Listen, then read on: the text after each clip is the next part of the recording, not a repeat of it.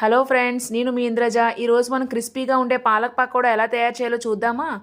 ఒక బౌల్లో తరిగిన ఉల్లిపాయలు, బంగాళదుంప ముక్కలు, కొంచెం పచ్చిమిర్చి, కొంచెం కరివేపాకు, అల్లం తరుగు, కొంచెం పసుపు, తగినంత కారం, కొంచెం జీలకర్ర, క్రష్ చేసుకున్న వాము, 1 కప్పు శనగపిండి, 1 కప్పు పాలకూర, తగినంత సాల్ట్, కొంచెం బేకింగ్ సోడా, 2 టీ స్పూన్ల వేడి నూనె వేసుకొని బాగా మిక్స్ చేసుకోవాలి.